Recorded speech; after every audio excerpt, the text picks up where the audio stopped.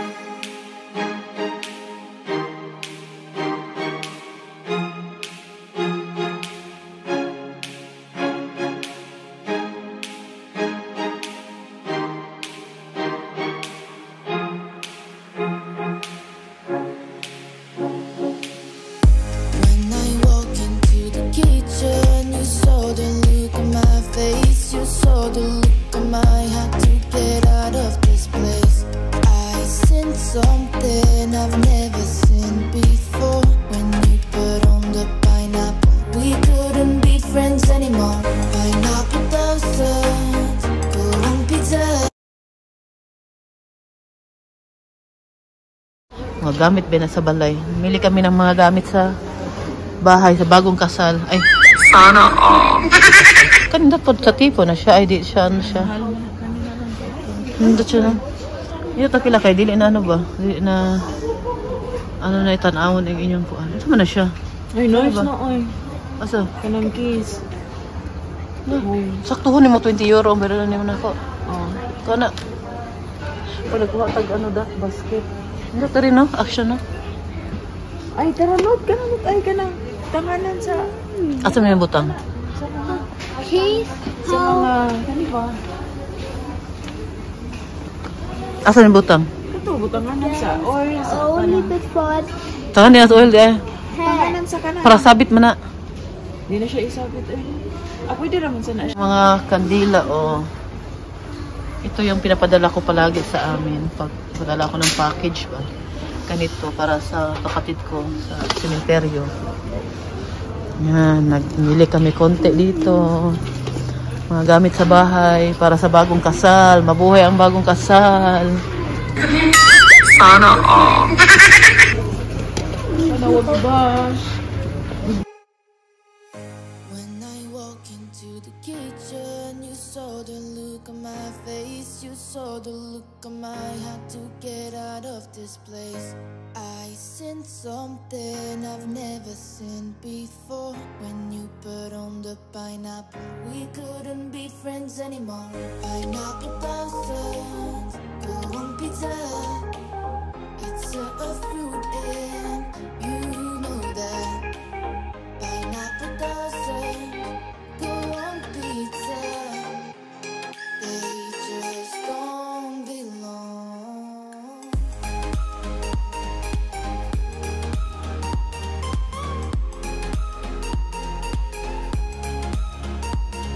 Tingnan po ninyo yung auto ni Oma. Warte, wir müssen kurz mal reinschauen, dass das Eis an dieser Frau. Grabe. Yun na pala siglat, ne? Yan po siya, oh.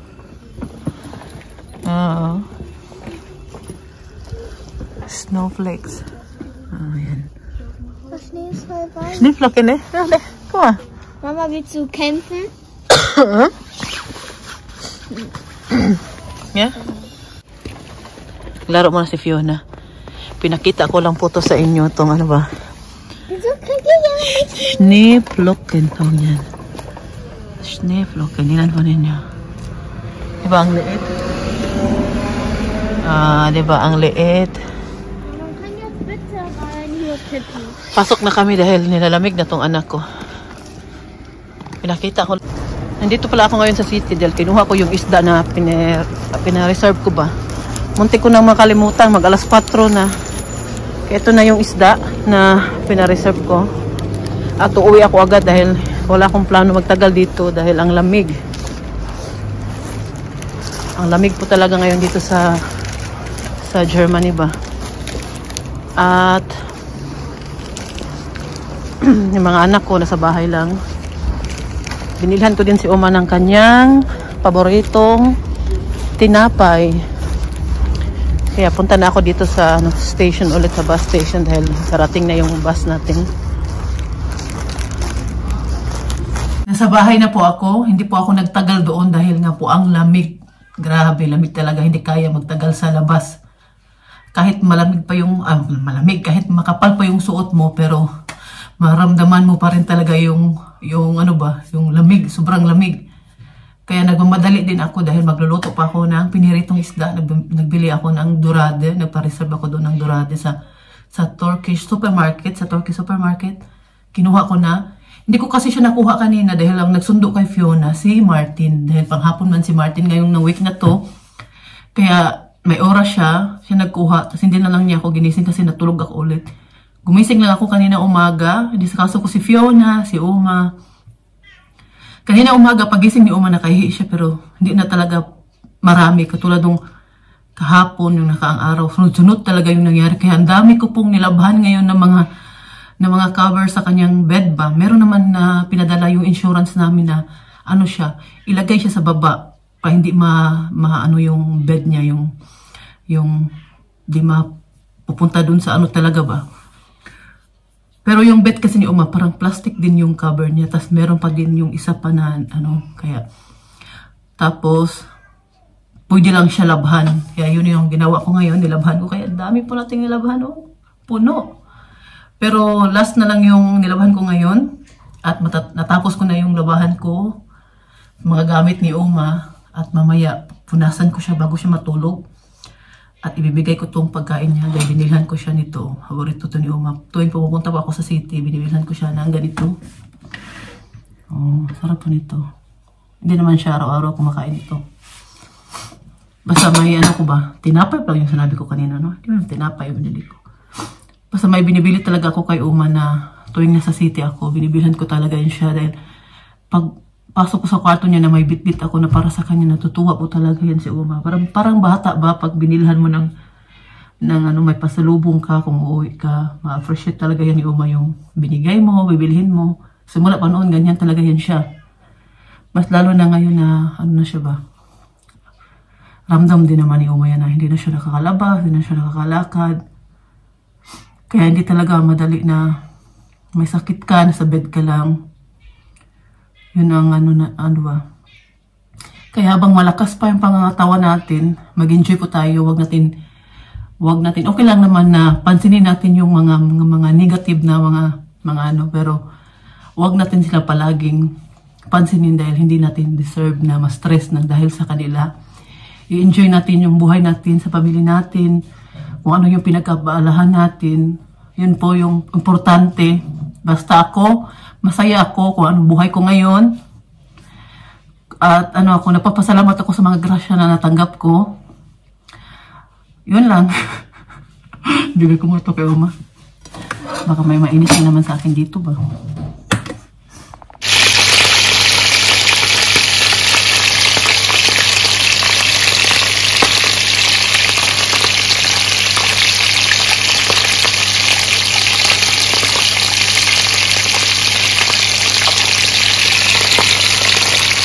Ito na po yung laman ng package natin na nasa harap ng pinto. Ito po yung pinadala ni Dong na pinakbit. Ang sarap po nitong pinakbit ni Dong. Nabitin po ako nung una kong order dahil isang balot lang yung in-order ko last time. Tapos 2 balot na dinuguan. Ngayon, 3 na itong in-order ko. Ang isa, nilagay ko na siya sa freezer. Ito, bigay ko sa kapatid ko. At ito namang isa ay kakainin ko ngayon. Kaya ang sarap po sa gusto po mag-order kay Dong. Message niyo lang po siya sa mga taga Germany. Message niyo lang si Dong dahil masarap po talaga magluto si Dong. Hindi po ako nagbibiro. Matatry din po ninyo kung itatry ninyong mag-order sa kanya ng kanyang pinakbit, dinuguan, at saka yung yung bupis niya masarap din. Basta masarap magluto si Dong. Hindi po, di ba nakikita naman po niyo sa mga party namin pag siya nagluluto. Sinasabi ko talaga na masarap si Dong magluto. Ang pinaka-paborito ko sa luto ni Dong ay ang pansit. At itong pinakbit. Isa din to sa paborito ko. Naglilinis po ako ngayon. Ang dami ko pong ginawa. At kanina, inaraw-araw na po ni Uma yung pag-iihi niya sa bed. Makaihi siya sa bed ba? Araw-araw na talaga ngayon simula nung... Kailan ba yan nagsimula? Nung Sabado lang, bago lang. Hindi naman yan ginagawa ni Uma ngayon. Pumupunta talaga yan siya sa niya. Kung iihi, doon talaga yan. Hindi yan siya, maski sa diaper niya, kung makaihi, may yan siya as in konti lang. Pero ngayon po, nagbago po talaga dahil sa bed na siya. At tuwing umaga pag ginigising ko, ayaw pong tumayo. Ayaw niya talagang tumayo. Kanina umaga, tinawag ko si Martin dahil pag nandito kasi si Martin, kahit hindi pa rin siya, hindi pa rin siya makinig. Pero, kasi siya ni Martin, parang itry siyang buhatin ni Martin ba kaya? Wala magawa si Uma kundi tumayo. Pero pag ako lang, ayaw niya talaga. Ayaw talaga makinig sa akin dahil nagagalit nga siya tuwing gising niya sa umaga na may suot siya na diaper. Kasi ayaw talaga niya magpasuot ng diaper po. Yan po talaga yung pinagtatalunan namin yung Uma araw-araw. At kanina, ginising ko na talaga si Martin dahil tawag yan ayaw niya talagang gumising, tas late na niya nainom yung gamot niya. Nagising na siya pero ayaw niyang tumayo. Ilang beses ako pa, pasok sa yung kwarto niya. Ayaw niya talaga kaya tinawag ko si Martin, hindi ko na talaga dahil nag-alala na ako sa gamot niya. At ngayon po, nadagdagan po yung trabaho ko dahil pag nakaihi si Uma sa bed, kailangan tanggalin ko yung cover ng bed niya, tanggalin ko yung kumot niya, labahan kasi nababasa din. Si Uma basang-basa din, doble trabaho ko, di ba?